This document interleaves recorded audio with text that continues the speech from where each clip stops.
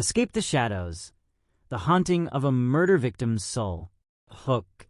The house was still, almost too still. Not a sound in the air. The kind of silence that presses against your ears.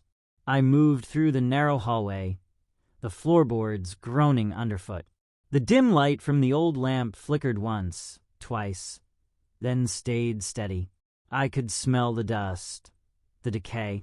It was as if the air itself had been stagnant for years. I reached the door at the end of the hall. It was ajar. I hesitated, then pushed it open. The room was cold, freezing even.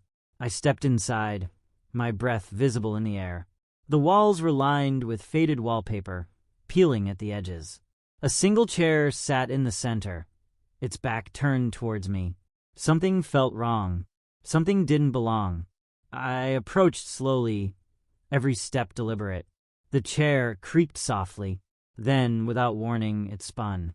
And there she was, her eyes wide, glassy. She hadn't moved, yet she was staring directly at me. Her face was pale, almost unnatural. I froze, my heart pounding. I wanted to speak, to scream, but my voice was trapped in my throat. Her lips parted, but no words came out. The air grew heavier, thicker. I could feel it pressing down on me, suffocating. I stepped back, my feet stumbling. The door slammed shut behind me, trapping me in. Panic surged. I turned, trying to find another way out. The room was changing. The walls seemed to close in, the edges warping. The temperature dropped further. My hands were shaking now. I was desperate to leave, but something was holding me there, something unseen. A whisper, faint but clear. It was her voice, not from her lips, but from everywhere. I spun around, but she wasn't moving, still staring at me. The whisper came again, louder this time. "You're not alone." I wanted to scream, but I couldn't. My legs were frozen in place. The whisper became a low, guttural sound. Something was approaching, something that shouldn't be. The chair moved. It scraped across the floor. Closer, closer. I couldn't breathe. The scraping stopped. I was paralyzed, rooted to the floor. Then a cold hand gripped my wrist. I gasped, but no sound escaped. Her fingers were ice. She was behind me now. I could feel her breath, sharp and heavy on my neck. I wanted to turn to see her, but I couldn't. The grip on my wrist tightened, pulling me toward the chair. My body resisted, but it was no use. Her cold presence was overwhelming. I could hear her whispering again, her voice so close it made my skin crawl. "You shouldn't have come." Her words were like poison, sinking into my mind. I tried to pull away, but her hand wouldn't let go. The room seemed to twist, as if the walls themselves were alive. A shadow moved across the floor, lurking, watching. I dared a glance over my shoulder. There she was, right behind me, her hollow eyes never leaving mine. Her face was wrong, twisted, distorted in ways no human face should be. I could see the bloodstains on her dress now, dark and fresh. But she wasn't just a victim. She was a predator. I could feel it. Her grip loosened just slightly. I knew it was my chance to run. I lunged forward, throwing myself towards the door, but it wouldn't budge. I tried again, slamming my shoulder into it, but it was as if the door had fused with the wall. A sick laugh echoed in the room, a low, dry chuckle. I turned, heart hammering in my chest. She was smiling now, that twisted, mocking smile. The room was suffocating. I had to escape. I couldn't breathe. I couldn't think. The walls closed in even more. Her hand reached out again, this time brushing against my cheek. Her touch was colder than death. "You won't leave," she whispered. I staggered backward, terror flooding my veins. The shadow was closer now, almost looming over me. I wasn't alone. I never was. The shadow grew darker, more solid. It was moving, shifting, taking shape. I could feel its weight pressing down on me, suffocating. I stumbled back, my feet dragging across the cold, hard floor. Her hand was still there, gripping my arm now, her fingers digging into my skin. I could feel the blood slowing in my veins. Her grip was like ice, like death itself. I tried to scream, but no sound came. The air was too thick. The walls were closing in on me, inch by inch. I couldn't escape. I couldn't breathe. Her voice, low and broken, filled the room. "You belong here now." I could see her face clearly now, but it wasn't human anymore. Her eyes were empty sockets. Her lips twisted into a grotesque grin. I was trapped. The room was spinning, distorting. Time felt like it was bending, warping. The light flickered once, then went out. Complete darkness. I couldn't see. I couldn't hear. I couldn't feel. I was lost in it, consumed by it. And then, in that suffocating blackness, I heard the voice again. Closer this time. "You can't leave. You're mine." I felt a sharp, cold pain in my chest. Her fingers were there, pressing in, cold as the grave. I gasped for air, but nothing came. The pain was unbearable. I felt myself sinking, falling. Into nothing. Into her, the darkness deepened, swallowing me whole. I could feel her presence wrapping around me, tightening. The cold in my chest spread, a freezing burn that consumed every breath. I tried to move, but my body refused to obey. Her laughter echoed in my mind, low and sinister. It wasn't just her. There were others. Whispers filled the void, voices from every corner of the dark room. They all spoke at once, murmuring, calling my name. I couldn't focus on any of them. But then, one voice broke through. Familiar. "I'm sorry." It was faint, distant. But it was enough. I clawed at the darkness, my fingers trembling.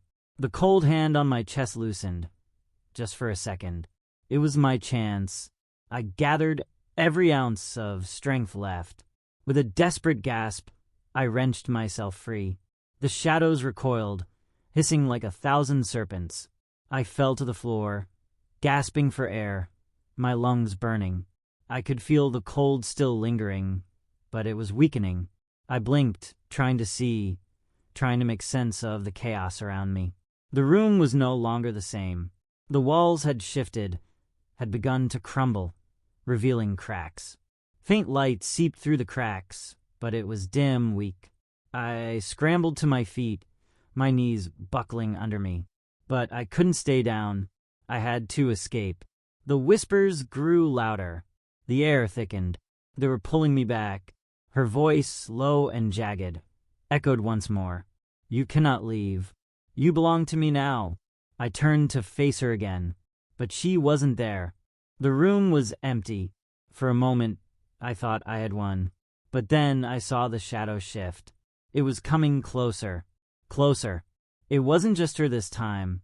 There were others, and they were waiting. The shadows moved in unison, an endless mass of darkness creeping toward me. I stumbled back, my heart racing, my body shaking with terror. The air was thick with the smell of rot, decay. The walls groaned, bending and warping as if alive. I was trapped again. The shadows closed in, surrounding me, pressing me into the corner of the room. I couldn't breathe. I couldn't think.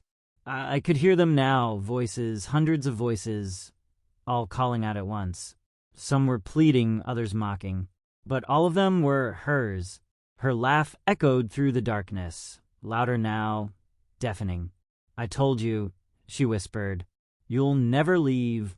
I looked around, frantically searching for an escape, but there was nowhere to go. The door, the one I had tried to escape through, was gone. Only bare, cracked walls remained. A shiver ran through me as I realized there was no way out. The shadows inched closer, taking form, becoming faces. Familiar faces, the same eyes, the same hollow, empty stares. My heart stopped. They were the faces of the dead, the victims. They had all been here before. I could hear the scratching of their nails on the walls, the quiet sobs, the desperate cries. I was one of them now. The cold hand returned, curling around my throat. I gasped, but no air came. Her voice hissed in my ear, soft but harsh. Now you will stay forever. I couldn't move. My body felt as though it was turning to stone. The shadows pressed closer, suffocating me with their presence. The laughter continued, mocking, relentless. Then everything went still, deadly quiet. And in that silence, the faces stared at me, watching me, judging me. I felt my body slipping away, my vision blurring, fading. Her final words were the last thing I heard. You are one of us now. The darkness tightened around me, wrapping me in its cold embrace. I couldn't escape. I couldn't breathe. I was sinking into the shadows, into the cold void. My limbs grew heavy, like lead, pulling me down further. The faces circled, their hollow eyes boring into me. I tried to scream, but no sound came. It was as if my very voice had been stolen. A sharp, piercing pain shot through my chest. I felt the cold fingers grip harder, sinking deeper into my skin. The pain twisted, contorted, and then there was nothing, just the void. But then something shifted.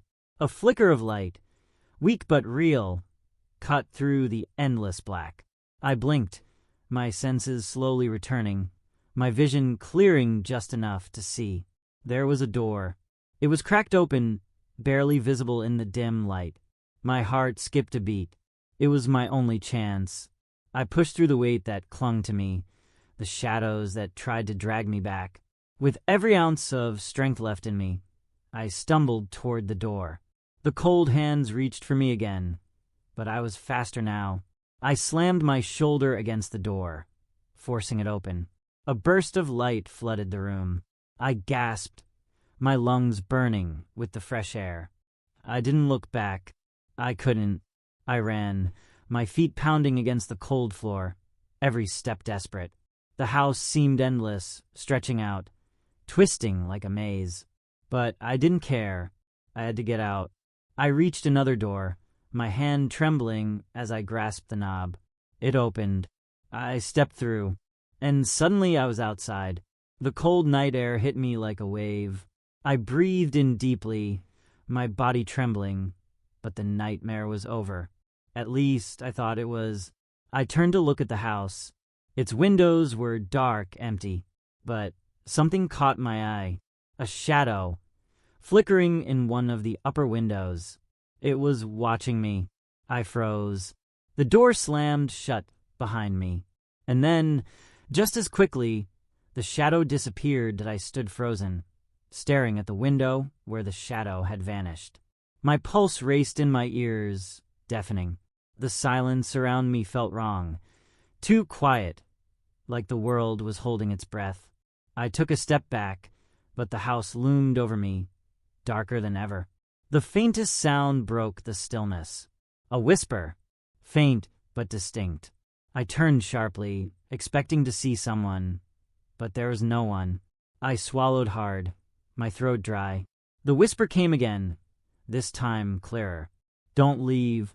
I spun toward the house, my eyes scanning the shadows in the window. Nothing moved, but I couldn't shake the feeling, the deep, gnawing sense that something was waiting. Something not human.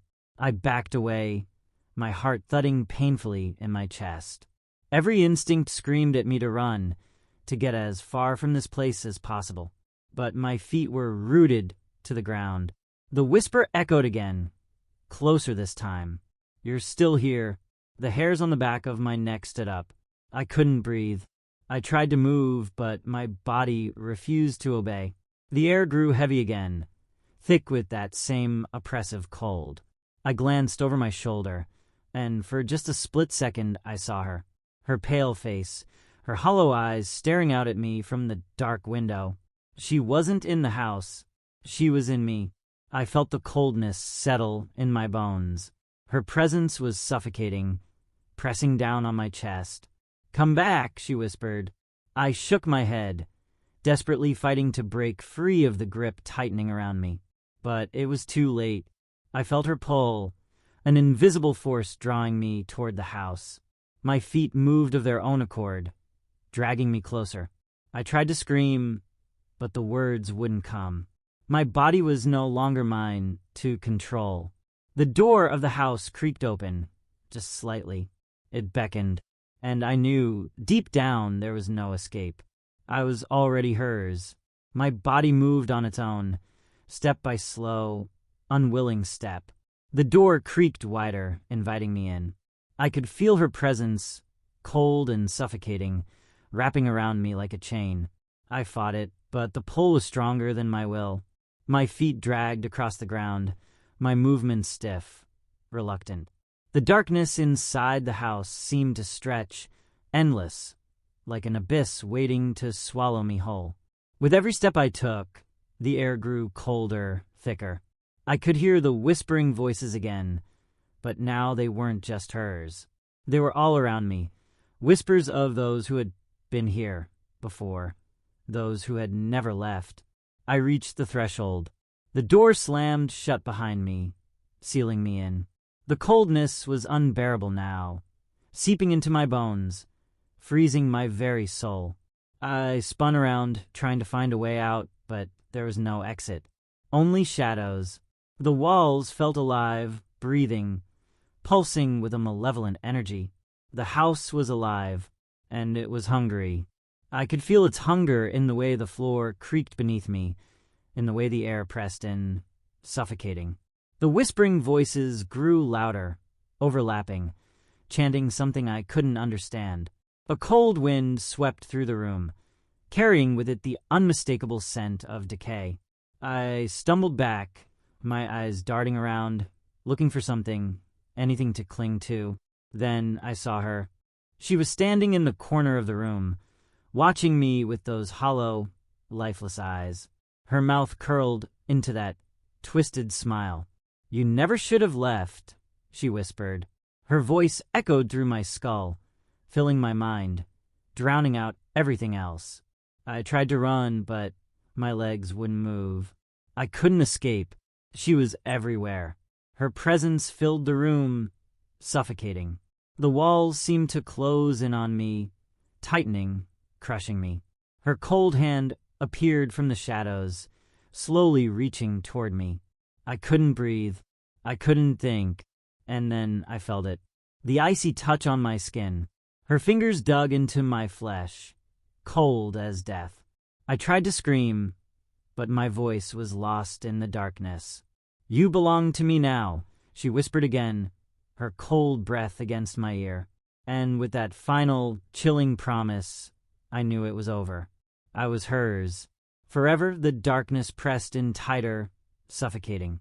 I could feel her hands everywhere now, cold, slick, like they were crawling beneath my skin.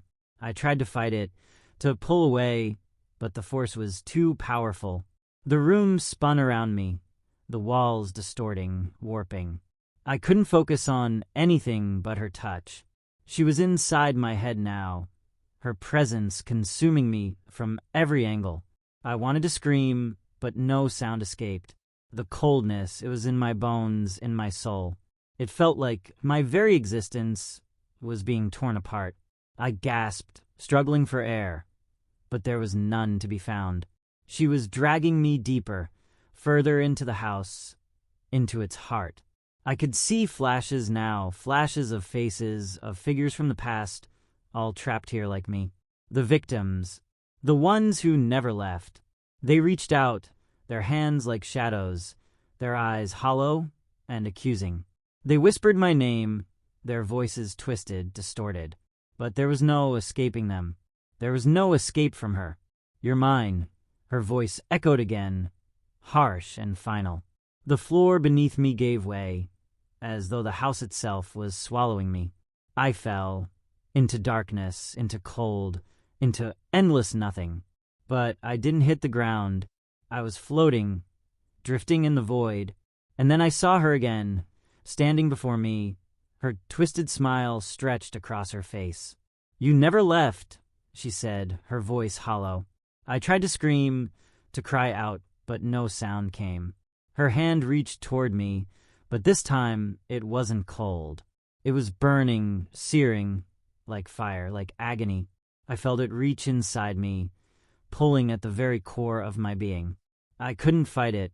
The pain was unbearable. And then, in that moment, I understood. I wasn't meant to escape. I was never meant to leave. I was one of them now, and I would never be free. The darkness recoiled, pulling away like a tide retreating from the shore. The figure's presence grew stronger, more solid, filling the space around me with an energy that was alien but undeniably powerful. I could feel the coldness, the suffocating grip of the house, start to loosen. It was as if the very fabric of the nightmare was unraveling. For the first time, I could breathe without it hurting.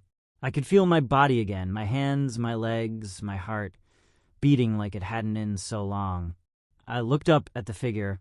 It was no longer a shadow, but something more real, more tangible. It was a being of light, flickering like a flame in the dark. But its gaze, hidden beneath the hood, was intense, benevolent, but filled with unspoken power. The figure reached toward me, its hand extending with grace and strength. "Come with me," it said softly, but the command in its voice was undeniable. It's time. I wanted to move. I wanted to run to it, to escape this nightmare. But my legs felt weak, as if they had forgotten how to function.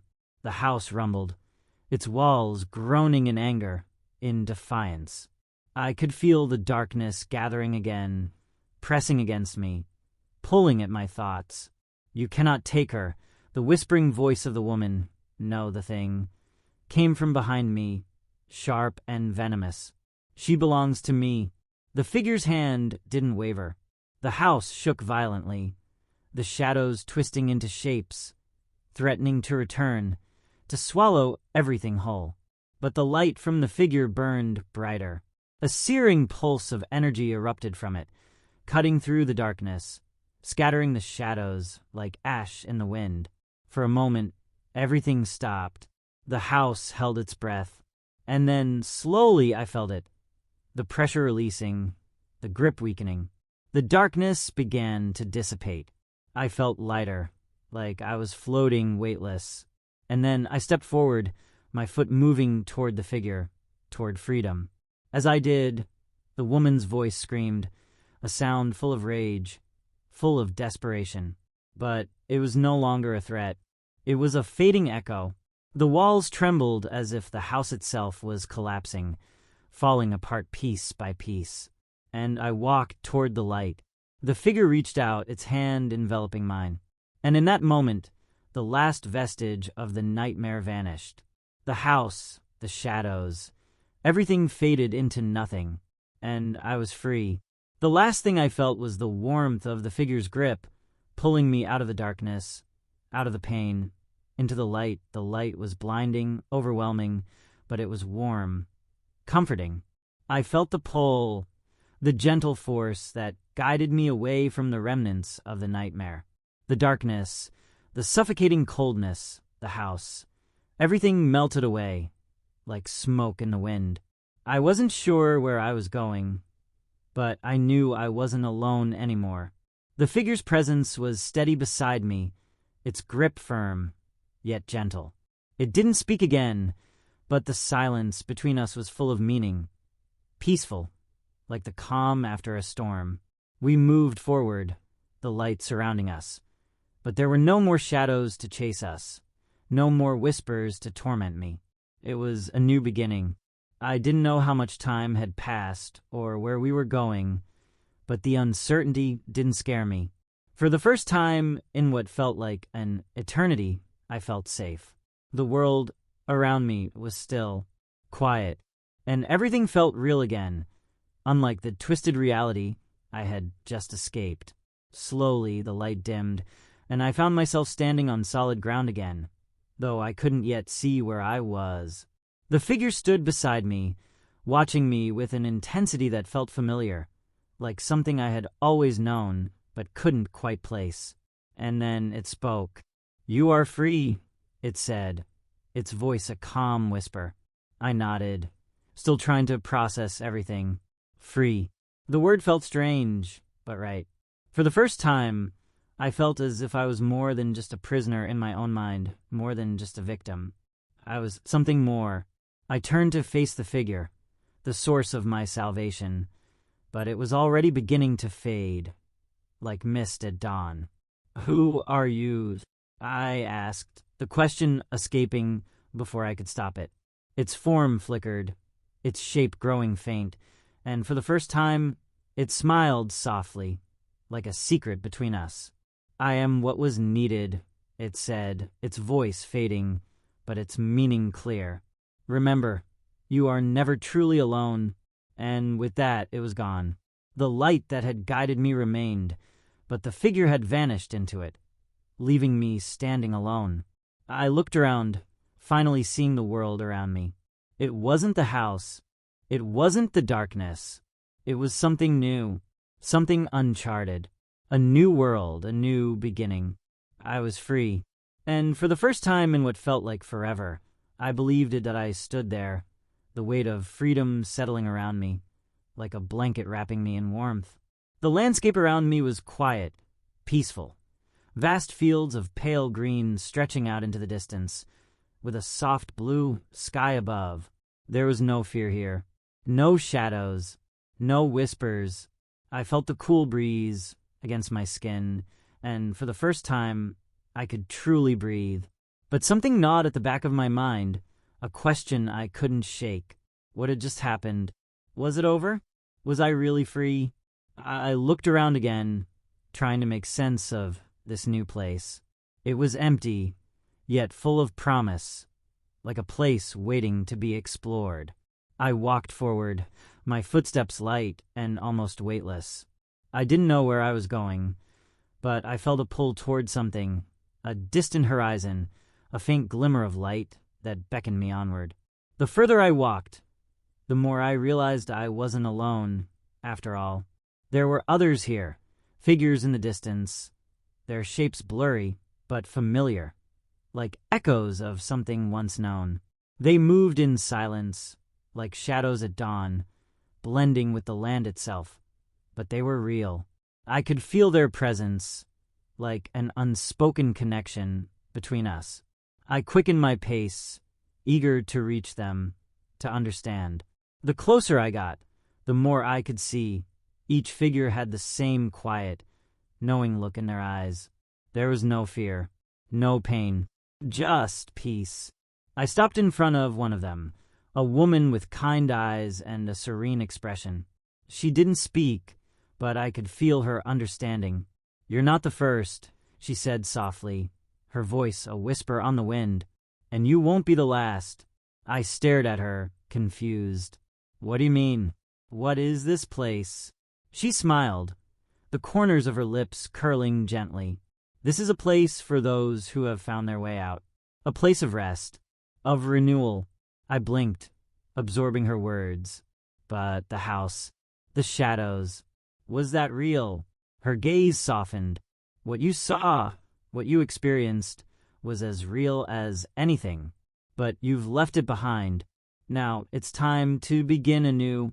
I felt a shiver run through me, but it wasn't fear. It was the sensation of something ending and something else beginning. "Am I free?" I asked, my voice trembling slightly. She nodded. "You are. You have crossed the threshold. The rest is up to you." I took a deep breath, trying to understand, to grasp the magnitude of it. The world around me was still, peaceful, tranquil, but something was shifting within me, like the start of a new journey. The figures around me began to move, to walk together in unison, toward the horizon.